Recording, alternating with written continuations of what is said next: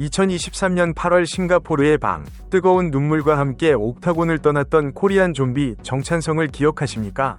대한민국 격투기 팬들은 그날 영웅을 잃었다고 생각했습니다. 하지만 그가 글러브를 벗은 지 불과 1년 4개월 만에 누구도 예상하지 못한 충격적인 사건이 벌어지고 있습니다.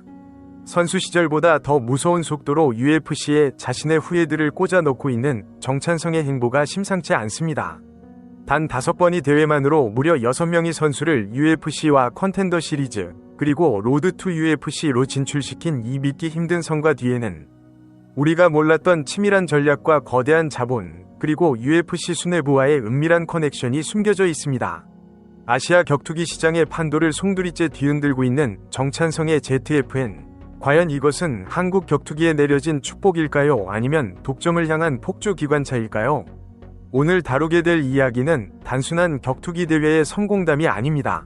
UFC 패더급의 전설 맥스 할로웨이가 왜 서울 한복판에 나타나 ZFN을 찬양했는지, 그리고 데이나 화이트 대표가 비상계엄이라는 정치적 변수 속에서도 기어코 한국 선수들을 뽑아간 막전막후를 파헤칩니다. 정찬성이 그리고 있는 빅픽처, 그 끝에 기다리고 있는 반전이 공개됩니다. 채널 구독과 좋아요 잊지 마시고 다음 소식과 이야기들도 놓치지 마세요. 정찬성이라는 이름 석자는 대한민국 격투기 역사에서 결코 지울 수 없는 상징입니다. 2013년 4월 코리안 좀비 MMA 체육관을 설립하며 지도자의 길을 병행했던 그는 2023년 8월 현역 은퇴 이후 본격적으로 프로모터라는 새로운 옷을 입었습니다.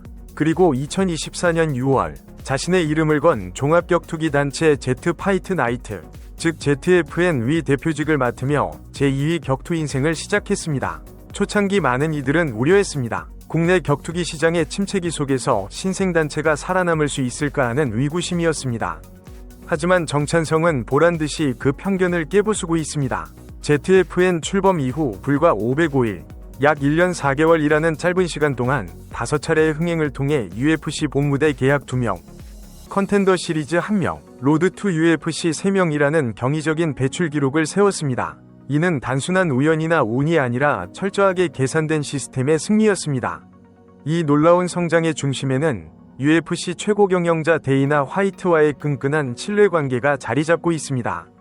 데이나 화이트는 2017년부터 자신의 이름을 건 컨텐더 시리즈와 리얼리티 프로그램 루킨 포어 파이트를 통해 직접 유망주를 발굴해왔습니다.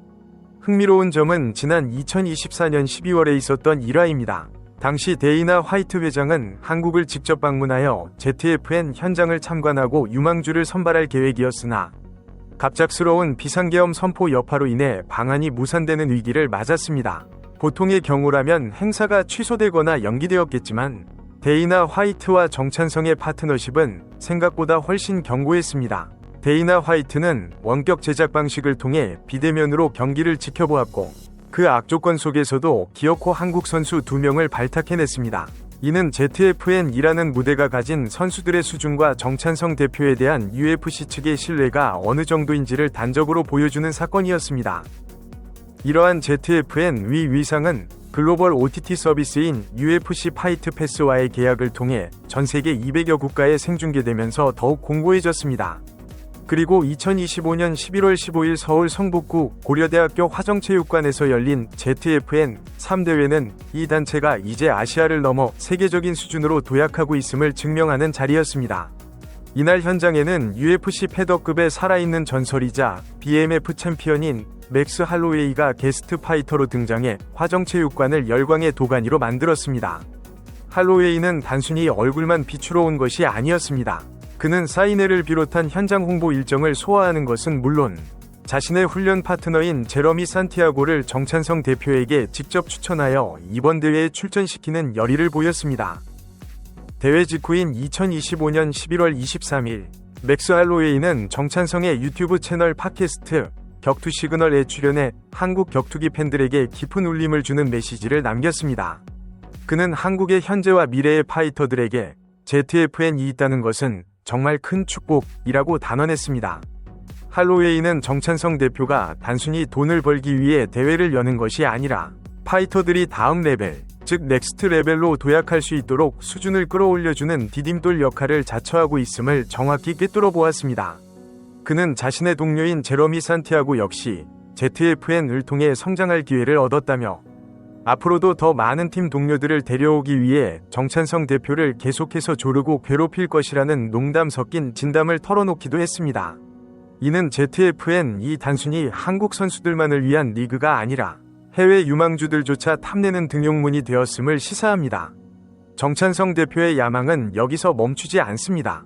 그는 최근 미국 네바다주 엔터프라이즈에서 진행된 컨텐더 시리즈 시즌9 일정 중에 데이나 화이트 회장을 직접 만나 파격적인 재계약 합의를 이끌어냈습니다. 2026년부터 적용되는 이 새로운 계약 조건에 따르면 ZFN 위 메인 넘버링 시리즈뿐만 아니라 하위 등급 대회인 ZFN 오리진까지도 UFC 파이트 패스를 통해 전 세계에 송출됩니다. 이미 2025년 4월과 6월 서울 서초구 스포모티브에서 치러진 오리진 1, 이 대회가 그 가능성을 입증한 바 있습니다. 더 놀라운 것은 중계 권료의 규모입니다. 정찬성 대표는 구체적인 액수를 밝히지는 않았지만 2024년과 2025년 시즌보다 훨씬 더 많은 금액을 받기로 했다고 전했습니다. 그리고 그 대가로 이 정도의 돈을 받는 대신 ZFN을 훨씬 더 멋있게 만들어야 한다는 무거운 약속을 데이나 화이트에게 건넸습니다. 이 시점에서 우리는 정찬성 대표가 궁극적으로 지향하는 모델이 무엇인지 주목해야 합니다. 바로 미국의 LFA입니다. 레거시 파이팅 얼라이언스, 즉 LFA는 UFC 파이트 패스가 생중계하는 단체 중 최대 규모를 자랑하며 세계 랭킹에 등록된 선수만 232명에 달하는 글로벌 4위 규모의 단체입니다. 2025년 한 해에만 LFA 챔피언 출신 4명이 타이틀을 반납하고 UFC로 직행했을 정도로 LFA는 명실상부한 UFC 사관학교로 불립니다. 정찬성 대표는 ZFN을 바로 이 아시아의 LFA로 만들겠다는 장기적인 포부를 숨기지 않고 있습니다.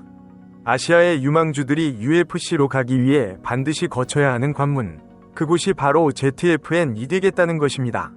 맥스 할로웨이의 예언은 이러한 정찬성의 비전에 힘을 실어줍니다.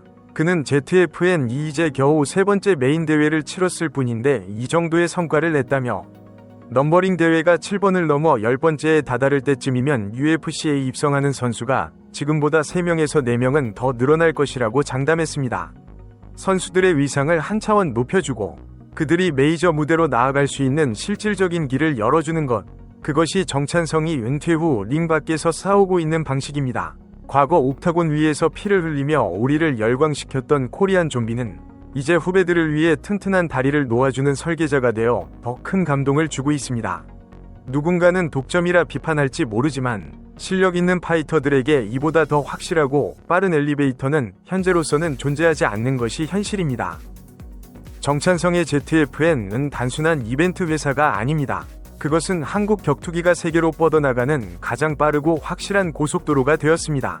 데이나 화이트와의 파격적인 딜, 맥스 할로웨이의 헌사, 그리고 계속해서 쏟아져 나오는 UFC 계약서들은 정찬성이 만든 시스템이 옳았음을 증명하고 있습니다.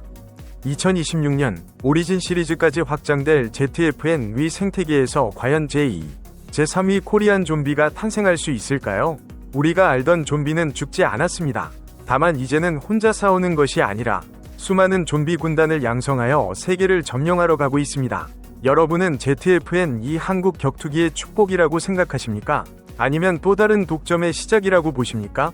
여러분의 생각을 댓글로 남겨주십시오. 오늘 영상이 유익하셨다면 구독과 좋아요 부탁드립니다. 시청해주셔서 감사합니다.